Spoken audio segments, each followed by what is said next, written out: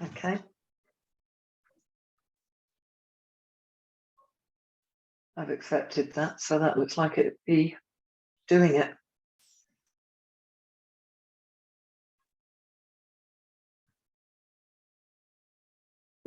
Good morning and welcome to Real and Raw Adoptee Talks. And my special guest today is going to be talking about my good adoption. So this guest wants to remain anonymous, which is absolutely fine. If you would like to come on and share your story and remain anonymous, then please do get in contact with us. We will leave the details in the show notes. And many of us have had a good adoption.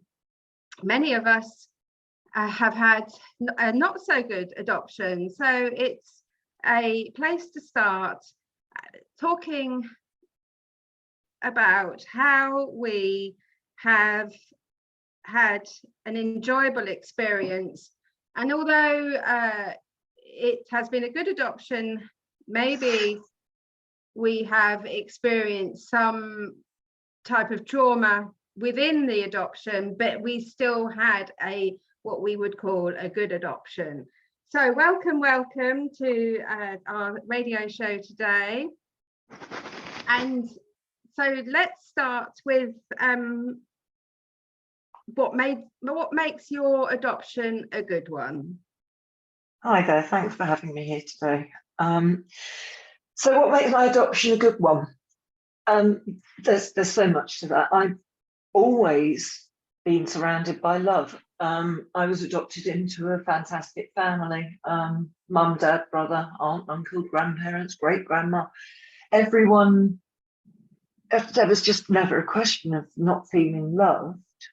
The other side of this is that my birth mother, she was also very, very loved and supported by her family. And this was just, when I found this out, I didn't realise whilst I was tracing quite how important that was.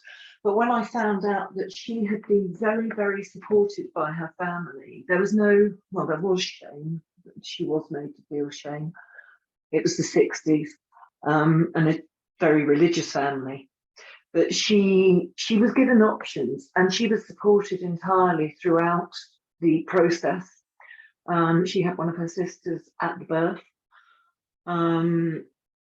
which was lovely because when I met her, she said to me, I always knew you'd be tall. They put you in the cot and your legs kicked up and I said you'd be tall.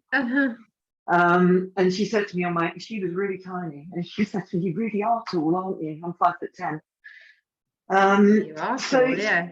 Yeah, my birth mother was really supportive. There was none of this going into an unmarried mother's home, and the stories that we've heard on the news over the last 2 or 3 years that have been so distressing to hear for anyone. My birth mother didn't have that experience. She was terribly traumatized. She was very poorly afterwards, and when she left me at the nursery, she went to live with a sibling. But she was looked after. The 60s, the language they used for a woman who was in her 20s was really difficult. They referred to her as the girl. All the documents are about the girl. She was mid-20s. She was a woman. Yeah. These days, of course, that wouldn't happen. So, as you said in your introduction, as good as a good adoption is, and this is a good adoption. My parents are still with me, thank goodness, and I've got an amazing family. I'm very looked after, and still very loved, still feel very supported, as you would want anyone to feel within a family. But the flip side, of course, is that despite all of that, there is trauma associated with being an adoptee, most definitely. But I do consider my experience has been a good one. So I'm curious with, I think it's absolutely beautiful that you had this love, this full feeling of love. And actually, I like to pull a card every morning, and the one that came out today was the card of love, and it says everything I do today is from a place of love. And I think that love is so important, but often we don't really understand what that love is. So could you describe for the listeners, in your words, how love transpired for you, and what kind of feeling does it give you? I think that's often quite difficult to explain, isn't it? It is, and it's a really good question. I think, yeah, it is difficult to explain. I think for me, there's different types of love, isn't there? There's romantic love, Absolutely. There's family love, there's the love that I have as being a mother, which is really profound. I mean, the connection I have with my son is huge. It's absolutely huge. I've got my own child who's in his 20s and 2 stepchildren, and the love that I felt when my son was born was, I'm sure everyone says that it's profound, but equally, as we've gone through our life together and hit some stumbling blocks on the way, and he's not necessarily been very well, the comment from medical professionals has always been our connection is quite unique, very intense and very deep. My parents, my mum found it more difficult, still finds it difficult to show and express love. And I think this is one of the things about adoption that people don't see particularly, is actually my mum's been afraid all her life, well, all my life, that I was going to prefer someone else. And when I did tell her last year that I traced, for her, the first thing she said to me was, I was always afraid you'd love her more. So for mum, that love has been impacted by fear. My dad's a very humble man. He's such a kind chap. He really is. He's such a lovely man. And he's much more able to express and show love. He's much more tactile than my mum. He will hug me, whereas my mum's not so well these days, but mum has always struggled with kisses and hugs. My brother. Sorry, go ahead. Do you think that's a generational thing? Possibly, but I think with mum it runs deeper. She had such a terrible time before I came along, because she was unwell. She got a child. She lost her father pretty soon before they contacted mum and dad and said that they got a match. And when I've spoken to my dad about it, I can speak far more freely with my dad about it than mum. Mum, even though she knows now, still shuts that conversation down and finds it difficult. I was born in November, but didn't go to their home until the January, and the paperwork didn't go through until 3 or 4 months later. And my dad has said to me that it was very difficult for mum to bond and connect, because she was terrified that I'd be taken back. Oh yes, I can. That fear of you've got what you want, and but then that fear of having, well, that love of having the child, but then the fear of it being taken away and it not going through the court, losing it. And of course that would be transferred to the baby, i.e. you. Yes, yeah. I mean, there's this whole thing that I discovered in the last year. Is it Paul Sutherland talks about relinquishment trauma? Yes. And as an adoptee, particularly from a baby, and this was in the late 60s. It's different to people who were adopted after 1975, but the baby being taken away from the mother and not having the mother's comfort, support, voice, heartbeat traumatizes the infant brain. and leaves us with I work in medicine, a neurophysiological difference in the brain because of the stress hormones, that when that infant cries, the comfort isn't there that they need, and they find it very stressful. Then I was in the nursery for a few weeks, and I don't know what happened in that time. Yeah. Then mum being, I imagine I was picked up and nursed. It was a Catholic nursery, and when I read the documentation, there's a letter that says she's becoming a firm favourite. So I imagine I was picked up and looked after, but of course I was listening for a different voice. Yeah. But then to go to a home where I think mum was just so terrified that it wouldn't happen, it wouldn't go through, and in those days, of course, children were put in the pram at the bottom of the garden if they were crying. So I think for mum, she's always been afraid to really let go of that fear, actually, even now. Even now. Yeah. It's and for my brothers, one of the strangest things about having told my family that when I was in my early 20s, I traced and had had a relationship with an aunt. My brother was the one who reacted more strangely. He was very, very quiet, very subdued.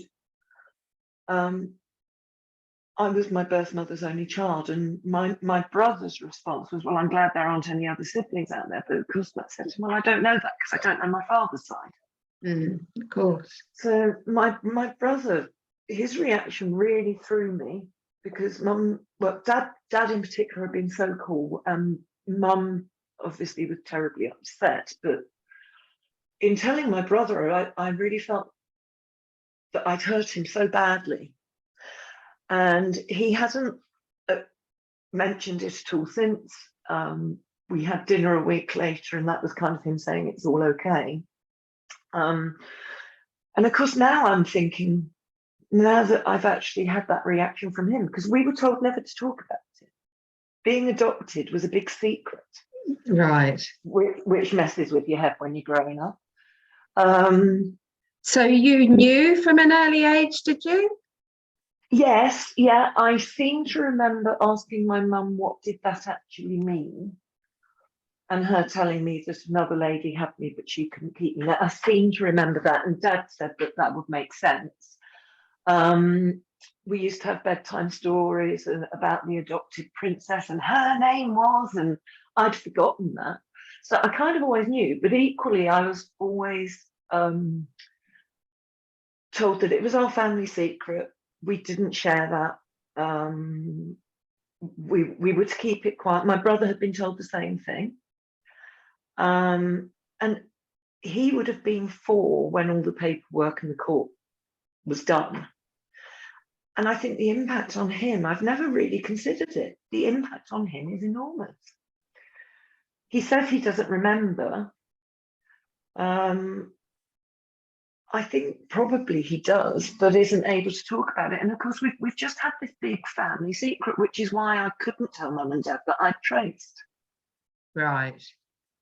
So when you were growing up, you know, like with my family, I didn't look like them. I've got different colour hair, and people would say, how come she's got different colour hair? And of course, then it would be, well, she's adopted. It's really interesting because I was matched. So my birth parents were the same height and age as my parents. How clever is that? Well, it is, but this is something that adds to this. When people say you were chosen, I find it really patronizing, actually.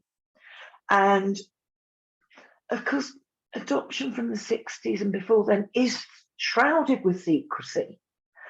But I wasn't chosen, I was allocated. God. And that really is how I feel. Now, mum and dad chose to have another child, and the only way that was going to happen was by adoption. But it wasn't like I love that one best. It wasn't like going to the dog's home and going, oh, that one connects with me best, I'll have that one. It wasn't like that. And when people go, but you were chosen, you were chosen. For me, it's just I understand that's because people and society doesn't understand adoption. They want it to be pink and fluffy and rainbows and sparkles. And yeah, they do. In lots of ways, my adoption is that. But there's also a big fantasy about this when people who say, oh, I always wished I was adopted. I wished I was adopted. And I think, well, you actually don't know the half of it. And that's I'm very, very aware as we're talking.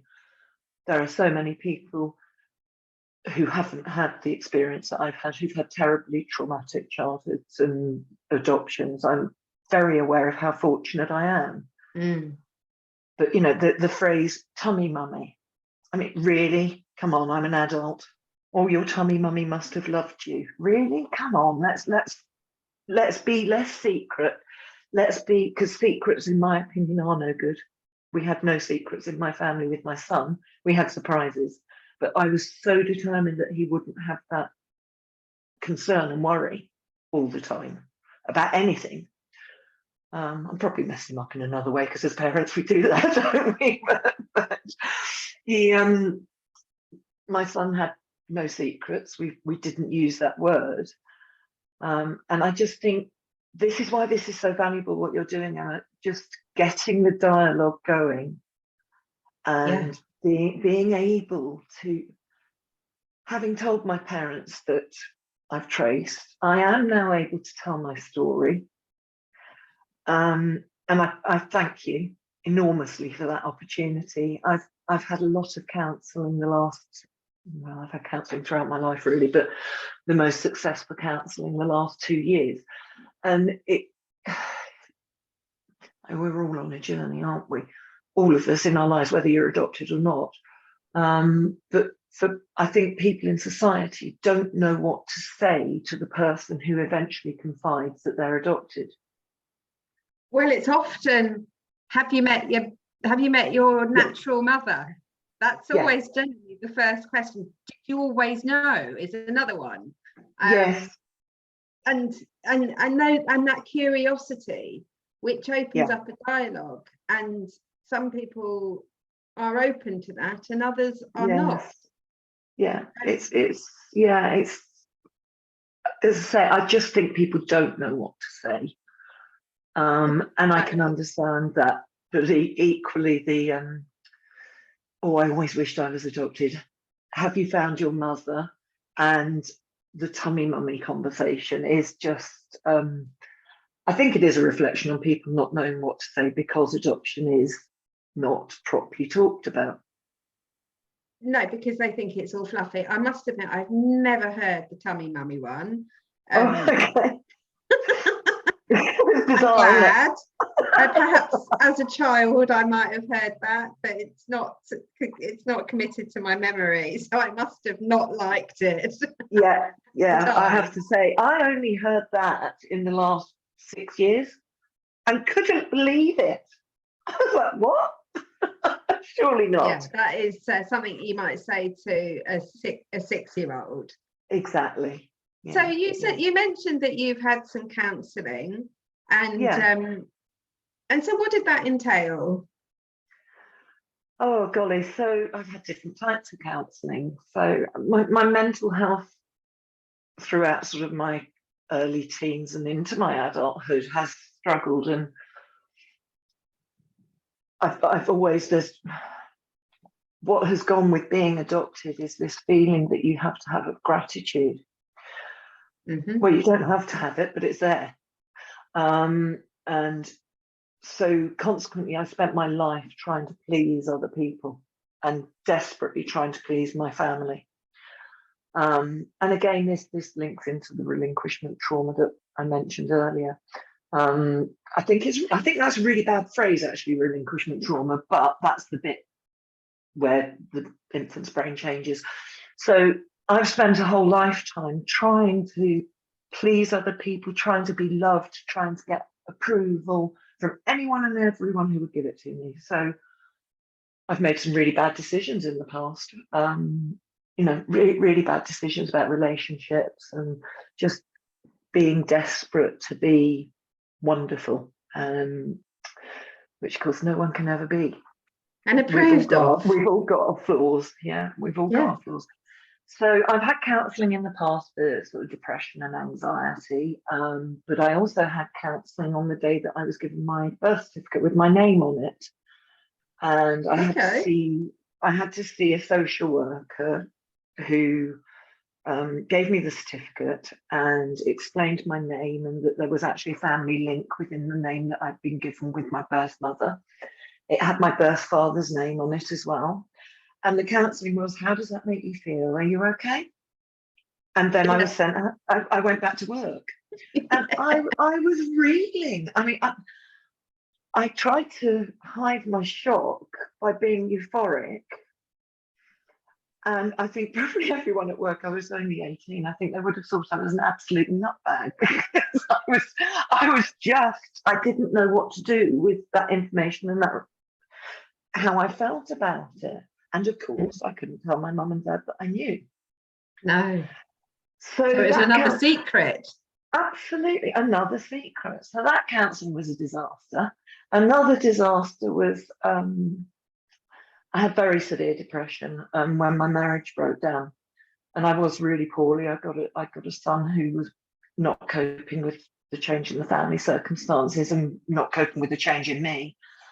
And I went to counselling for depression. And I said, there is something here you need to know. And it's that I'm adopted. And the counsellor went, oh, whoa, that's huge. We can't deal with that. No. And it was just like, oh, right. So they can't see the whole of me.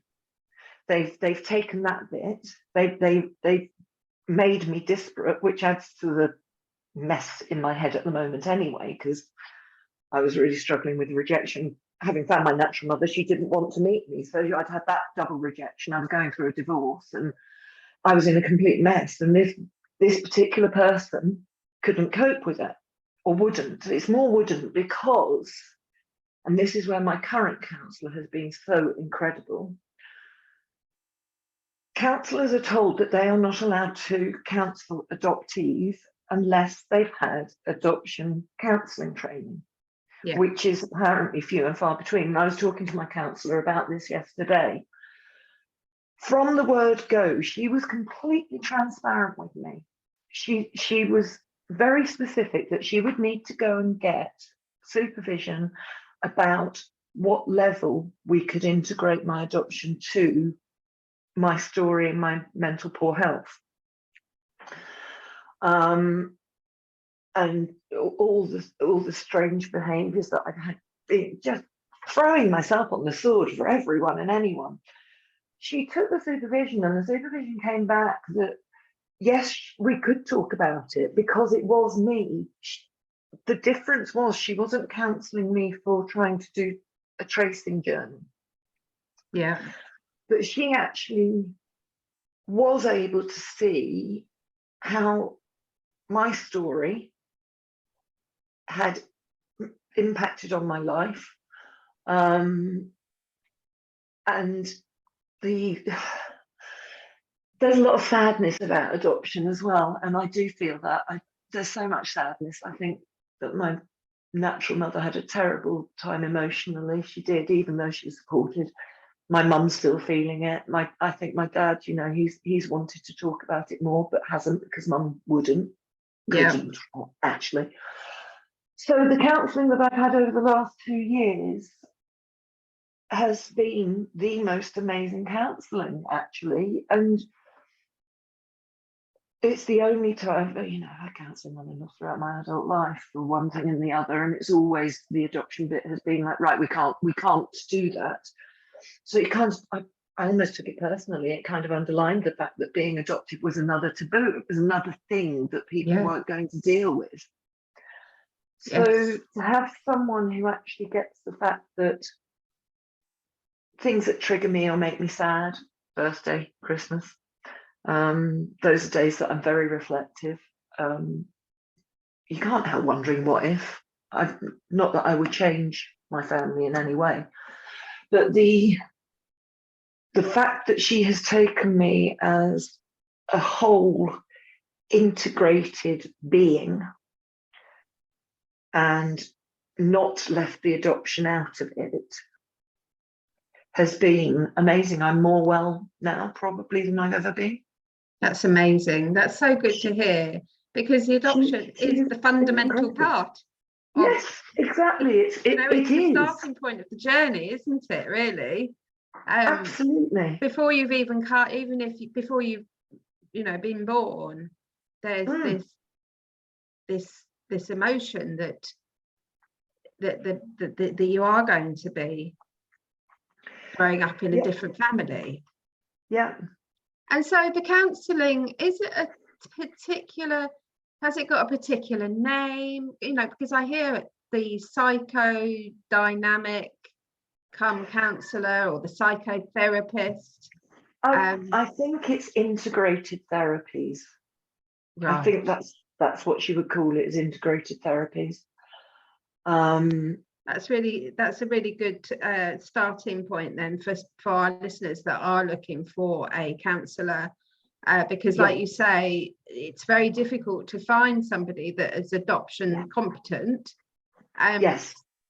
And they have to be registered with Ofsted, and there's so many people that are able to help, and they're just unable to because they haven't got the correct terminology. And of course we all know what a terrible state the mental health services in this country are, that it's on its knees.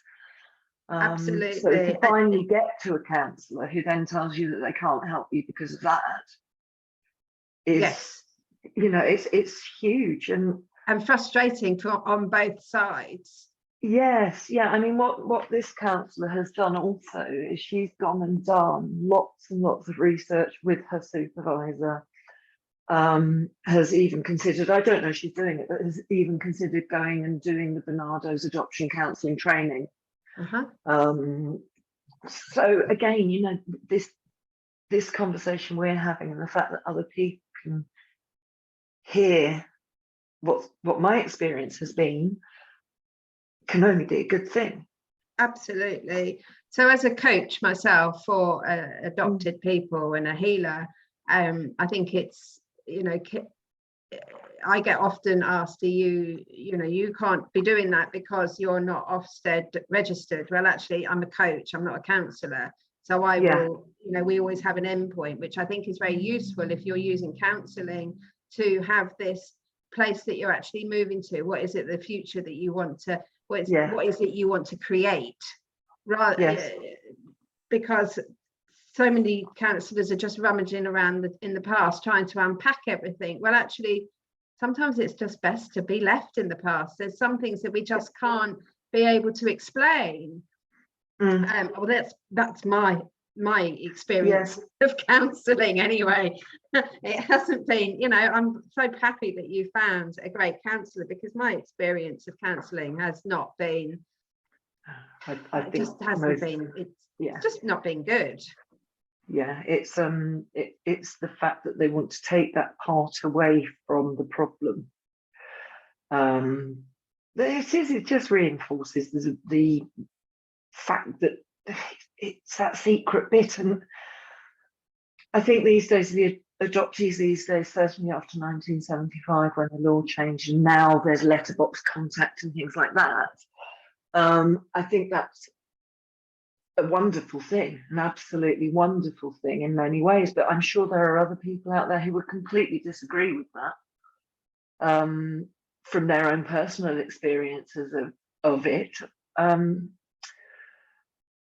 I don't know if there is a right way or a wrong way of this, to be honest with you. And that, one of the things as I was growing up, I used to feel really angry about it, because so many people have made decisions about me and no one was acknowledging that bit of me. I used to be so frustrated because my brother never had to look in the mirror and think to himself, I'm glad I know who I look like. And my counsellor and I were talking about this the other day. I'm calling it biological privilege. Yeah. Because he's never had that thought that he doesn't know. And the what if, of course, as I'm getting older, the medical history bit. What's your family history? I don't have one. Which I know so many people out there will recognise and understand. Absolutely. You know, so many things as we were growing up that my brother, there was no impact on him because he wasn't adopted. It's not his fault. And other people have said to me, I just don't understand why you're so low, so why it matters so much, particularly in the build up to my birthday. And the answer is, well, you can't understand. You're not in the same position. No, only if you've been adopted would you understand those situations. And like you say, that's biological privilege. Yeah. So what age do you think you've started to become really angry? Oh golly, that's a good question. It was probably in my teens, and that was early teens actually, because that was when if I asked about it, and again, Mum and Dad were told, you know, you don't discuss it. You just go as if she is your biological child, and don't discuss it. Don't make a big thing of it. So I would say, what was she like? The answer would come back, oh, I'm sure she was very lovely, darling. And the conversation closed down. And of course, as we all know, adoption is on every soap that's out there, every book, or, well, it's not every book, but it's everywhere, isn't it? And there's always these stories about adoption. And as soon as anything came on the television's turned off. Oh. If I asked about it, very often Mum would get up and walk out because she couldn't cope with it. She was like, this is what I mean when I say she's lived her life in fear that I might decide to love that other person more. So I think probably then, when I wasn't getting answers, and again, the secret, the big secret, I think it was then that I started to feel really angry about the choices that had been made about me, and that no one would answer me. That must have been really frustrating. Yeah, really difficult. And I also knew that in tracing, I knew that I would hurt and upset my family enormously. And at that time, the relative that I was actually in touch with, she and I developed a relationship for quite some time. It eventually went grand. But she was really concerned about the secrets and the fact that this was still secret, that my parents didn't know that we were in contact and that I'd found out all the details. So she put me under a lot of pressure to tell my parents, and I kept on saying it wasn't the right thing to do. So in the end, I agreed with her that I would tell my granddad, and if granddad said it's fine, we'll tell them together, or tell them. Oh, that's nice. I would. And yeah. my granddad was a cracking bloke. He was just lovely. I miss him terribly. But when I told him, and he said to me, the first thing he said, because I said, I've got something really important I need to tell you, but I need to ask you that you may not be able to say anything about this. And the first thing he said when I said to him, Granddad, I've traced my adoption, he said, oh, thank God for that. I thought you were pregnant.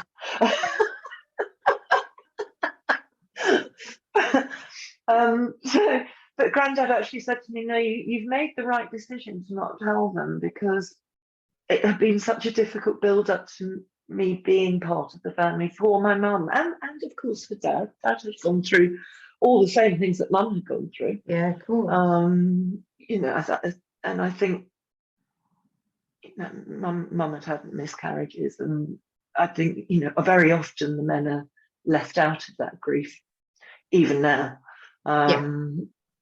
So, Absolutely, you know, yeah. Dad has had the same kind of traumas. So Grandad had said to me, you know, it's best not to, but if you feel that you absolutely have to, we'll do it together. And when I told Dad a year ago what had happened, and I said, well, Grandad knew, and he said, blimey, you've got to hold it, hand it to the old man. He never said a word. And my uncle and my aunt, over recent years, they live in, well, my uncle lives abroad and my aunt only came back to the UK 10 years ago. But they have both asked me. So when I said to my brother, when I told him that Grandad knew and had said it was probably better not to, he initially said, I think that's really wrong. I don't think Grandad should have told you that. He later said, actually, fair enough. And then he said, well, how come our auntie and uncle know? I said, well, they asked me and I couldn't lie to them. They asked. Yeah. And so if you ask the questions, you'll tell the story. And if you're not asked, then you remain quiet. Yeah. So in actual fact, when I did tell Dad about the tracing, he said to me, no, at the time, your mum would not have coped. You're absolutely right. And he said, look, I'll talk to her. And I said, I don't know what you want to do, how you want to handle it. And he said, look, we're going away in a week's time. And he said, I'll take some time there and I'll explain it all. So I went to work the next day, and at 9:30, once Mum was up, I got a message from her saying, Dad's told me. I always knew this would happen, and I spent all your life waiting for you to do this. So was that, do you think that you should have done it earlier? If she... What, telling them? Yeah, well,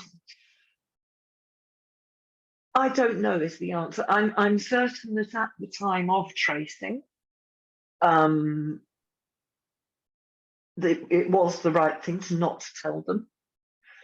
One of the things they said when I told them that I'd done it, they were upset because they said, well, you had to go through all of that on your own. And actually my brother said the same thing. And the reality is, and I was able to really reassure them with this, I have not done a single step of this on my own, because I've had wonderful friends. Right. And wonderful, you know, a wonderful boyfriend when I was at college. He and my housemate were just incredibly supportive. And, you know, this, talking with you today, this is still part of my story. And in order to do this, I'm able to, because if Mum and Dad were to hear this, there's no secrets anymore around it. But also I'm able to do this because my mate up the road, who's so lovely, has supported me in getting all the tech right. And I have never, any of this, I have never been unsupported in, which is wonderful. And again, this is why it's a good adoption. And I think that's a really key point, is finding some friends and support, a support network around you that you are able to lean on and tell what's happening and why you need some extra help and what have you. Because I've done it all by myself, and kept it quite secret, I suppose. Right. I didn't find my birth mother till I was much older, and I had my husband, or then husband, to lean on. But I think for all our listeners, definitely getting a support network. I do believe there are tracing agents, and I wonder how much they actually support you and have those tricky conversations, because like you, I mean, when I when I went and first went to the children's home, was given all those bits of paper. Yeah. I remember going on my own, and I was given a book to read about, I can't even remember what it's called now, whether stories of tracing, and some of them were good, some of them were bad. So it was kind of all, you know, it was all done by the self. There wasn't any other network. Huge. Pardon? That's huge. I would come away from those appointments in pieces, and being able to have good friends who would just hold me while I cried. Right. Yeah, I think I was just confused. And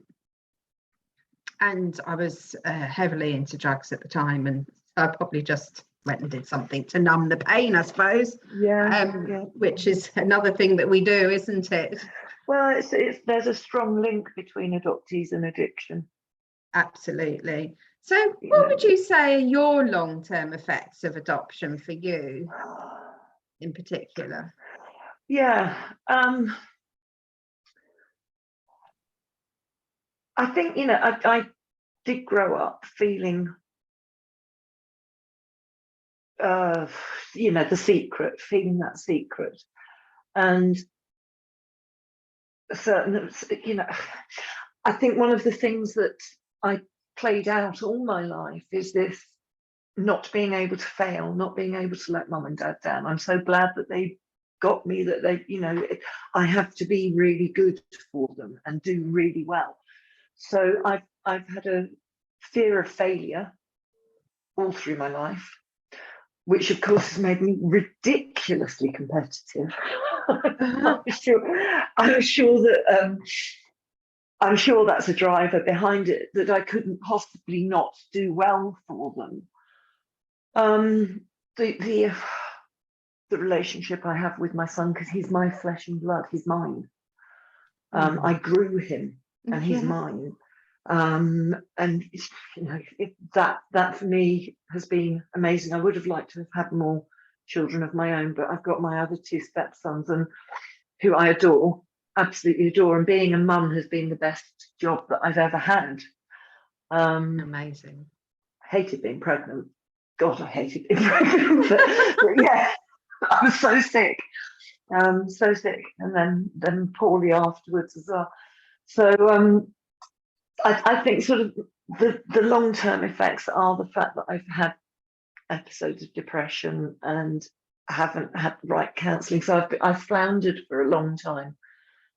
But I am now in a wonderful relationship with a loving man who just sees me as me. He doesn't see me as that adopted person. He absolutely sees me as me. He loves me. I love him. We're getting married next year, you know. Congratulations. That's Thank lovely you. to hear. It is. And, you know, my marriage before to my son's father was very difficult. He wouldn't have any acknowledgement about my adoption, and was really quite obstructive about having any contact with my natural aunt. So I feel very safe now, and a huge amount of that is the counselling that's been going on, but also that my partner encouraged me when Dad asked me, "Have you done anything about your adoption?" I was so shocked, because of course we haven't talked about it ever.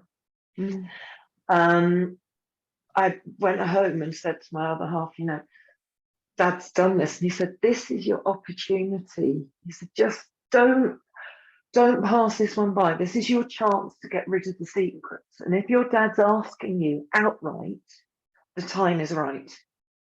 Yes. Which, of course, when my other aunt and uncle had asked me, you know, they wanted the answer. I haven't told my son for a long time. And then when Brexit was going through, he said, "So, Mum, do I have to get an Irish passport?" And I said, "Right, what do you want to know?" And he said, "Everything," because the family background is Irish Catholic. So he had actually been told by someone else that I traced, which was and remains unforgivable. But I then had to say to my son, I'm happy to tell you all of this, but with this comes the responsibility of, you may at some stage find yourself having to tell a lie to your grandparents. Right. And I said, I will tell you it, but this is huge. So he said, no, it's okay, Mum. I do want to know because it affects me. This is the butterfly effect of it. Yeah. So I told him, and then the day that I told Mum and Dad and my brother, I phoned up my son and said, mate, it's fine. They all know. You don't have to worry anymore about it. There is no secret about it anymore. And having spent my life not wanting my son to be in secrets, of course, I put a massive one on him when I told him that he needed the answer. Absolutely, yes. So, And so it's all that tiptoeing around and doesn't need to be done anymore. No, and it is a relief. Mum still, I said something a little while ago about, I can't remember what it was, probably something around medical history and not knowing. And Mum's body language changed instantly. She still finds it very traumatic that I've done it, but she's accepted that. I did offer to show Mum and Dad the file because I've got a photo of my natural mother as well, and I look like someone. Mind you, I do look like my dad apparently. But Mum doesn't want to see that. She doesn't want to see the detail. I was also surprised how much they did know. They've got a folder upstairs, which I now have with, they knew my name, they knew the address, and all the time where I've been asking, they had information. So yeah, the secrets of it have gone now. It's a huge relief. Oh, I can imagine the weight has been just dropped off of having, of potentially saying the wrong thing at the family events, and fear of whatever might be said and who's going to say what, and what was I supposed to say? No, I wasn't supposed to say that. I get that.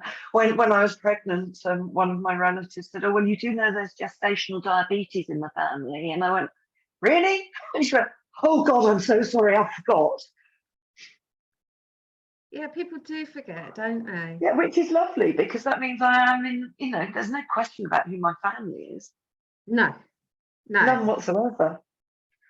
But I find the whole thing is very sad. There's been so many tears. So many tears through all the years. As I said, birthdays, I'm always very emotional, but I also know that my birth family have mass said for me on my birthday every year. That's lovely. In different places. Yeah, in different places, and I'm still loved from them too. So that the tears that come with it are sad tears, but they're also tears of gratitude. Sometimes tears of frustration and anger, but I think I've kind of laid those things to rest a lot now. Good. It's, as I say, it is a good adoption. It's been amazing. I've got a wonderful family, but with it is sadness. So despite your adoption being so successful, what has been the most difficult thing for you? I think, the secrecy. I was desperate to be able to talk about it and couldn't. And that became more and more desperate as I got older. The having to pretend that everything was normal. The day I found out my first name, I had to go home and have dinner after work. And I was in an absolute mess. I really was. I was just but I had to sit at the dinner table, and I think my family put it down to me being hormonal, or just someone who's a bit angsty.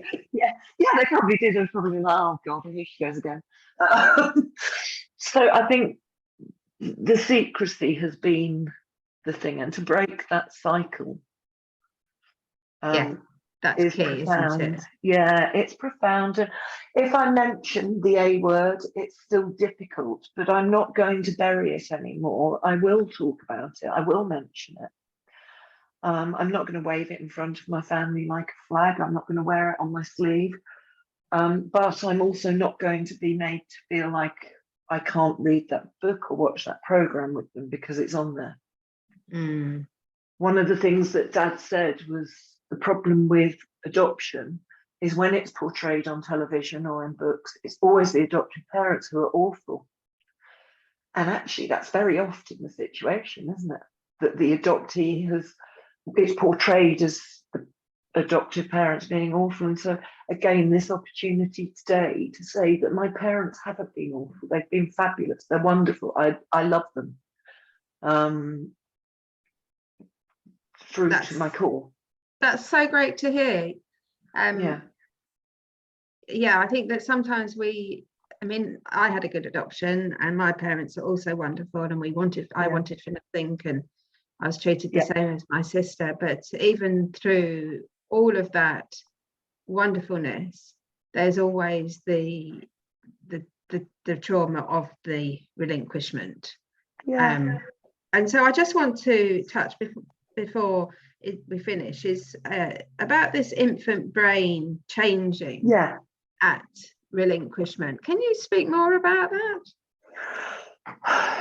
I can only tell you it as I understand it.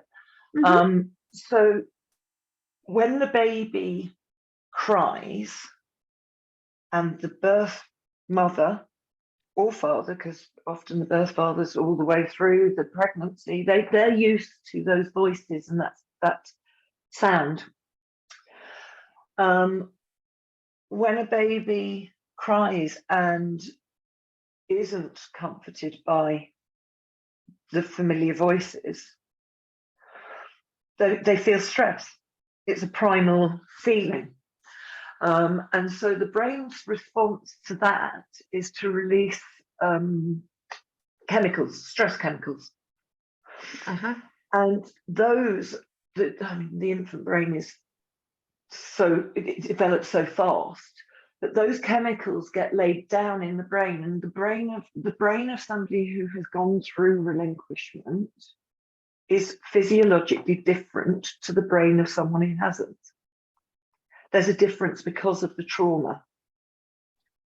Oh, how interesting. I wonder if they've got any MRI. I'm sure they must images. Have. I'm sure they must have. And this goes for kids that are in special care as well, which is why it's so important that the parents, when the kids are in the special care units, the babies in special care units, it's so important that the parent is there so that the baby can hear those voices and be soothed by them. Yeah. So it's not unique to adoption, and of course these days there aren't babies for adoption. It happens more to children who've gone through a traumatic first few years and in the care system or in complex family situations and social situations. So their trauma is going to be different to what they call the relinquishment trauma. As I said, I think it's quite an unfortunate phrase. I don't think it's a very nice phrase for it, but I don't know what else you call it. But yeah, it's that they refer to it. Have you heard the book The Primal Wound? Yes. And they refer to that relinquishment trauma as a primal wound. I haven't had the courage to read it. Haven't you?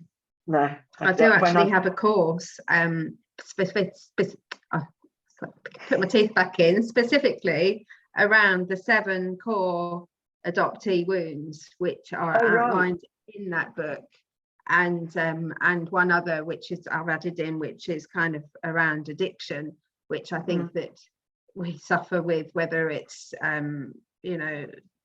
watching TV or eating too much food or being on social media too much, is all a type of addiction, and numbing yourself and moving away from your true emotions and feelings. So I'm very much about feeling those emotions and what they're telling you within your body.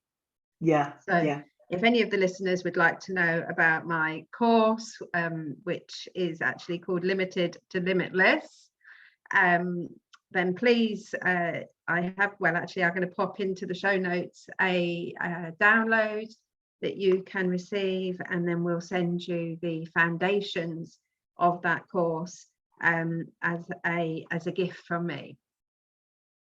So amazing.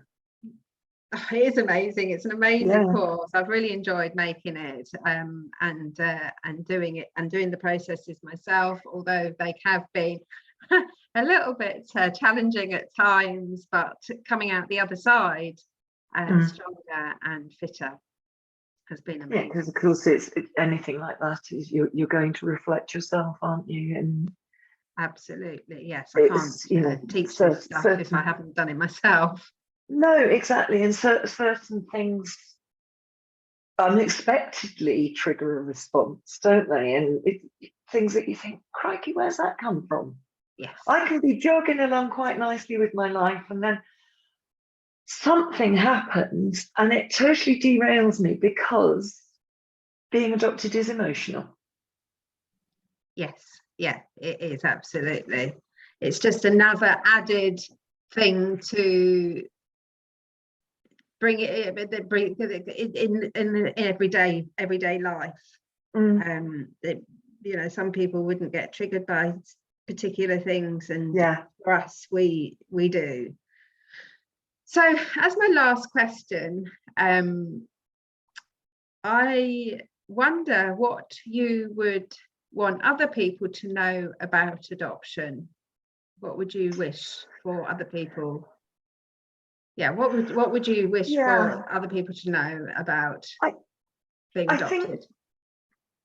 I understand the curiosity of, did you find your family?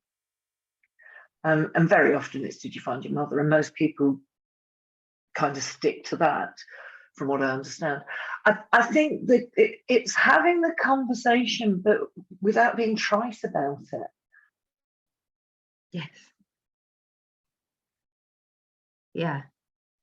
I think that's also, is it people that know you better, you can have those deeper conversations, and the people that, I suppose I just have got a little bit more careful as I've got over the years of who I actually tell that to. Because the stranger on the street, they might say a flippant remark, which then would need, but then they look at you as if to say, well, why have you told me that? Yes, and it's about having this open dialogue, and not having, I think generally in society there are fewer taboos than there were. Lots of people are more comfortable to come out and say if they're gay or not, and it is less of a taboo, it's less drastic than it was. It's still got a long way to go, crikey, we've got a long way to go, but I think it's saying to people, if you're going to ask the question, be prepared to listen to the real answer. It's not all fluff and rainbows and sparkles. And the fantasy around adoption isn't our reality. So if you're going to ask the question, be prepared to hear the answer. Yeah, that's a really good point, actually. I think that's really good advice. And so this is my last question now. What would you say to your younger self if you could talk to them now, or this is particularly for our younger listeners? I think key to my mental well-being has been having the right counsellor now. So to my younger self, go and find the right support. If it's not there, go and find it another way, because it is out there. And I mean, I'm in my 50s. It's different. I'm older, and life has changed a lot over the last 5 decades. But I think it would be, it's okay to be sad about these things. It's actually fine. It's very normal. And that the right type of therapy from the right person, if you can find them, is vital. If I could have had the help that I've got now earlier in my life, I'm certain I would have been more mentally well, and I'm certain I would have made some better choices along the way. Some of the things that I did when I was younger, desperate to be approved and have verification. I think I'm learning to find out who I am much more now. And if I could have done that sooner, it would have been wonderful for everyone around me as well. Yeah, I understand that. Oh, it's been amazing talking to you. Thank you so much for your time. Oh, honestly, thank you so much, because I've had opportunities to be recorded before but couldn't. And this last year, where now my family do know, I feel safe in doing this, but also I'm so glad that this dialogue is out there. It's wonderful that you're giving us all this opportunity, so thank you. Yeah, I really, really appreciate you, and for your honesty and being able to be vulnerable and come on the show. So I thank you so much. And you have been listening to Real and Raw Adoptee Stories with me, Emma Greenslade. If you'd like to find out about my course, please look in the show notes. If you'd like to come on to the show, then please get in contact with me.